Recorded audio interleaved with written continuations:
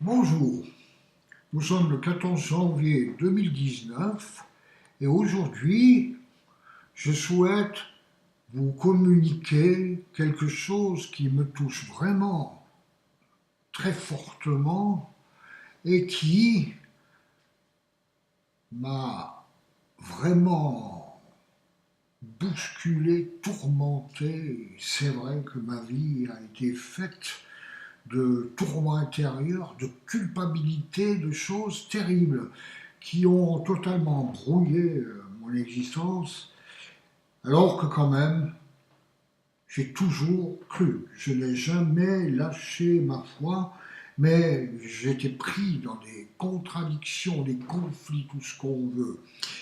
Comment est-ce que ça a commencé tout ça? Donc, je me suis converti et c'était fabuleux. Je lisais ma Bible, mais à un moment donné, vous savez, Dieu nous parle au travers de la Bible, seulement il faut savoir que le diable se sert aussi de la Bible pour nous piéger. Et là, je crois qu'il est vraiment bien arrivé.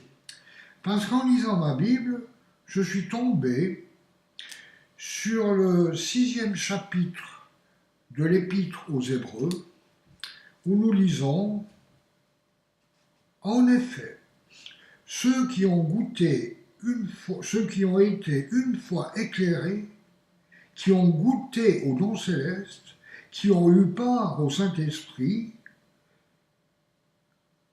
qui ont goûté à la bonne parole de Dieu et aux puissances du monde à venir, et qui pourtant sont tombés, il est impossible de les amener une nouvelle fois à changer d'attitude, puisqu'ils crucifient de nouveau pour eux-mêmes le Fils de Dieu et le déshonorent publiquement. Aïe! Ouh! Je vous promets que je suis tombé de haut, là.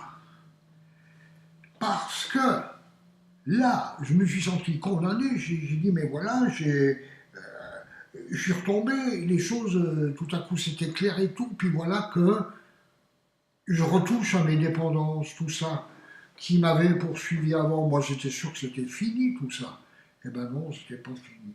Et depuis lors, alors, je culpabilisais d'une façon terrible. Et puis c'est vrai que maintenant, je suis encore parfois tenté à douter de l'amour de Dieu. Mais justement, maintenant, il y a une certaine quiétude qui vient et je découvre certaines choses que je souhaite vous transmettre. Alors, nous ne pouvons pas nous-mêmes tirer des conclusions, faire des suppositions. Il faut avoir des références bibliques, il faut bien que ce que nous disons corresponde à ce que nous voyons dans la Bible. Alors, j'ai découvert qu'en fait, le paradis, ça n'était pas tout merveilleux, c'est formidable et tout. D'ailleurs, ça n'est pas comme le paradis terrestre où il y avait Adam et Ève, il n'y avait que du bon, que du bon. Mais il a fallu quand même justement que le mal arrive pour qu'on puisse faire la comparaison.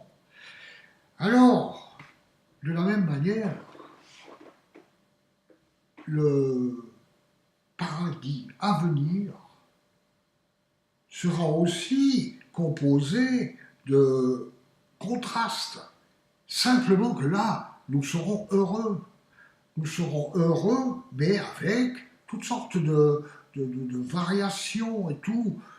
Ce sera différent du paradis terrestre du début. Il n'y aura peut-être pas le bien et le mal de la même manière, on ne sait pas, mais en tout cas, ce sera vraiment varié, il y aura tout. Et alors, je croyais donc aussi que l'enfer, c'était le feu éternel qui brûlait tout ça. Mais non, je ne crois pas du tout, d'après ce que je découvre, car il apparaît clairement qu'au paradis, il y aura des degrés différents. Vous avez le plus haut, par exemple, la couronne de vie que Paul voulait remporter. Il courait, il se bagarrait dans la foi pour annoncer l'évangile, il subissait des persécutions, sachant qu'il recevrait un trésor, la couronne de vie. Mais alors, il y a toutes sortes de degrés, toutes sortes. Il y a les récompenses plus grandes.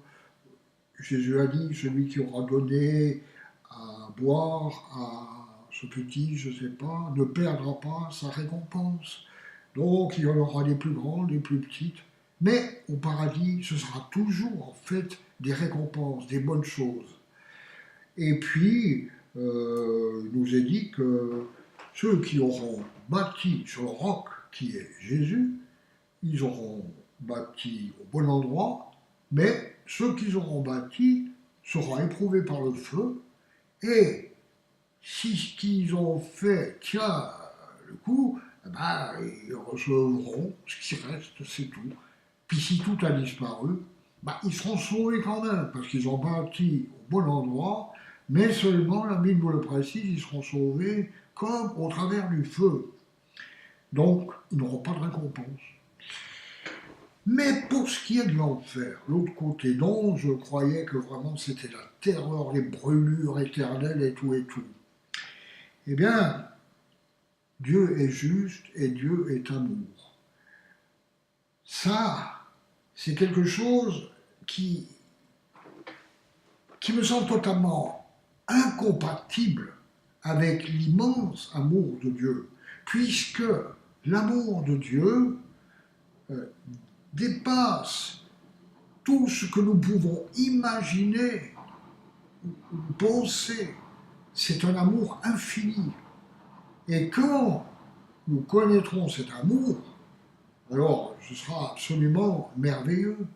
Seulement voilà, si le paradis existe, l'enfer existe aussi. Et c'est vraiment très terrible. Il y a deux choses qui sont écrites. Paul a dit, c'est une chose terrible que de tomber dans les mains du Dieu vivant. Et il est écrit aussi, nous vous supplions au nom de Jésus, soyez réconciliés avec Dieu. Ce qui montre bien que ce n'est pas une plaisanterie. Imaginez tout ce que nous avons fait va défiler sous nos yeux. Alors, pour les sauver, tout défilera aussi, exactement, mais nous serons pardonnés de tout, car Dieu a jeté tous nos péchés derrière son dos. Mais ceux qui n'auront pas cru verront défiler devant eux tous leurs péchés, sans en oublier un, parce qu'ils n'auront rien oublié, tout sera là, et ils devront payer jusqu'au dernier centime, comme nous le voyons dans la parabole que Jésus avait dite, où il disait « Réconcilie-toi avec ton frère avant qu'il te le mène devant les tribunaux, qu'il te jette en prison. Je te le dis, en vérité, tu ne sortiras de là que lorsque tu auras payé jusqu'au dernier centime. » Mais il est quand même écrit « Tu sortiras de là à un certain moment. » Jésus est mort pour tous les péchés. Et on peut dire les sauvés et les perdus, parce qu'il a acquis le pardon des péchés de tous ceux qui confessent leurs fautes. Mais en même temps, suite à la chute d'Adam et Ève, le monde était vraiment fichu. Tout le monde aurait été précipité en enfer dans le pire qu'on puisse imaginer, oui. Mais Jésus est venu pour sauver les hommes qui allaient malheureusement passer à côté et choisir d'être jugés, de payer, mais quand même, ils auront un jour, et là alors ce sera vraiment fantastique, parce que je dis, il est écrit quelque part que tout genou fléchira et toute bouche confessera que Jésus est Seigneur. Comment des personnes destiné à être jeté dans un feu brûlant éternel pourrait dire ça. Non, moi je ne crois pas. Moi je crois plutôt que Jésus a payé pour tous, afin qu'à un moment donné restent les sauvés, ceux qui ont été graciés grâce à leur foi, et ceux qui auront payé. Eux aussi, à un moment donné, dans un avenir lointain, mais j'espère, Dieu regarde à ce que notre cœur espère. Alors moi, je peux le dire, j'espère, sans pouvoir garantir. Je pourrais me tromper, mais j'espère que ce ne soit pas le cas. Voilà ce que je voulais dire pour aujourd'hui.